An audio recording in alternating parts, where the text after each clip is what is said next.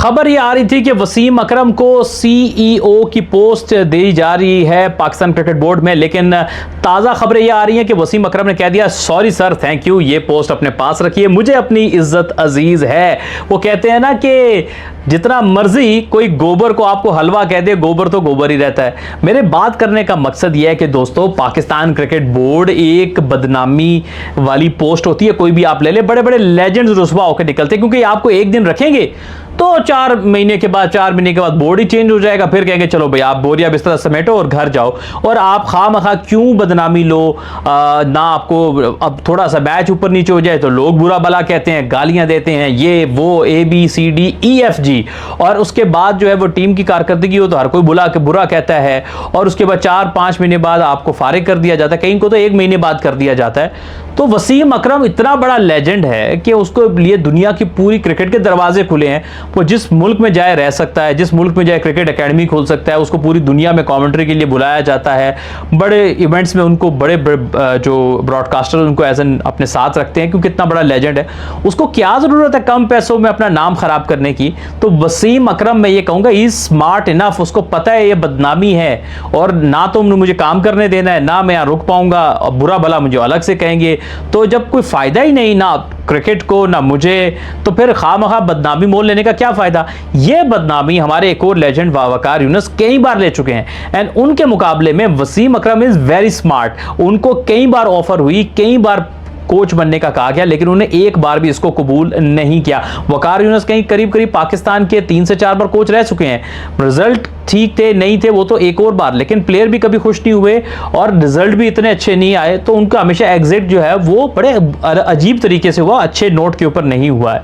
तो मैं तो ये एक्सपेक्ट कर रहा था बल्कि वकार यूनुस से भी कि वो इतने तल्ख तजुर्बात के बाद, अभी तो कोई ऑफिशियल न्यूज बहरहाल नहीं आई, लेकिन वो कबूल नहीं करेंगे किसी भी किस्म का ओहदा पाकिस्तान क्रिकेट बोर्ड के साथ। ये जो 2 ऐसे नाम है 2Ws, ये इतने बड़े नाम है, ये तो इनके लिए तो प्लेटफॉर्म्स की कमी नहीं है पूरी दुनिया में, ये तो कहीं भी जाके कुछ भी क्रिकेट में कर सकते हैं। तो लेकिन इनको वो जो वक्ती तौर पे लालच पाकिस्तान क्रिकेट बोर्ड से दी जाती है उसमें बिल्कुल नहीं आना चाहिए, जो कि वसीम अकरम एक बार फिर नहीं आए। हाँ, पहले ये जरूर होता रहा कि छोटे टाइम के लिए कुछ असाइनमेंट आ जाए, जैसे कोई कोचिंग कैंप लगाना है, कोई इस तरह की चीज़ है, उसके लिए वसीम अकरम आ जाते हैं कि मैं कैंप में टिप्स दे दूंगा लड़कों को आके छोटे टाइम में, लेकिन फुल टाइम वो कभी भी कमिट नहीं करते। इसलिए ना वसीम अकरम सिर्फ one of the finest bowler in the history नहीं रहे, बल्कि he is also very smart person.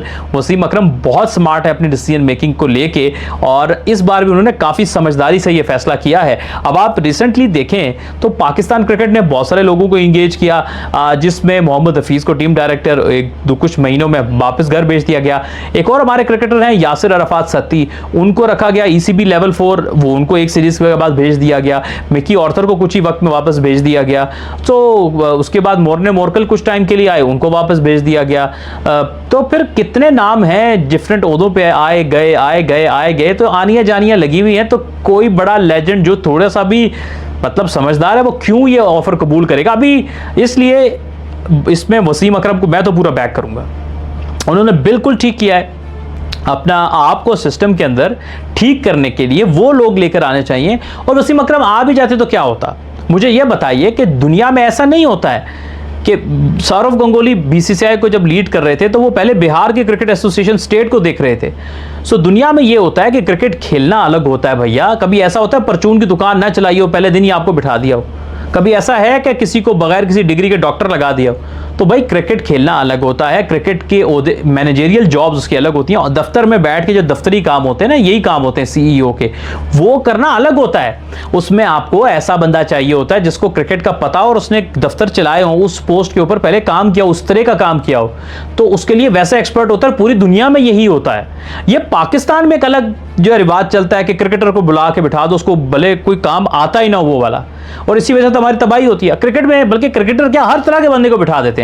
हमारे यहाँ वकील जो है वो टॉप पोजीशन पर बैठा हुआ है, पाकिस्तान क्रिकेट के मामला चला रहे। वकील साहब, भाई तुम्हारा क्या काम क्रिकेट से? या तो तुम क्रिकेटर रहे हो और साथ में वकालत की हो, फिर बात समझ आती है। और 2 टॉप पोजीशन पे पाकिस्तान क्रिकेट बोर्ड में लोग ऐसे बैठे हुए हैं जो परमानेंट एम्प्लॉयज हैं, जो कि क्रिकेट से दूर दूर तक लेना देना ही नहीं। तो फिर आप जब कहते हो कि मामला ठीक नहीं हो रहे, डिसीजन मेकिंग ठीक नहीं हो रही, तो सिर्फ कोच कप्तान वगैरह नहीं होता। ये आप लोगों के बताने के लिए, अवेयरनेस के लिए बता रहा हूं। ये चीजें बहुत इंपॉर्टेंट होती हैं। जो दफ्तर में बैठ के बड़े बड़े फैसले कर रहे होते हैं, पीसीबी चेयरमैन जो आते हैं, उनको तो कुछ पता ही नहीं होता। वो यही लोग होते हैं। दो सबसे की पोजीशन पे अब आपने गेस करना है मैं किसका नाम लेना चाहिए वीडियो के बीच में कि मैं नाम किसका ले रहा हूं, आपने मुझे कमेंट में बताना है। तो यही लोग काम खराब करते हैं। खैर, बात सिर्फ मुख्तसर ये करेंगे कि वसीम अकरम ने बहुत अच्छा फैसला किया है, और पाकिस्तान की मुफाद में भी और अपने मुफाद में भी, और मैं बिल्कुल सपोर्ट करूंगा वसीम अकरम को उनके डिसीजन के ऊपर।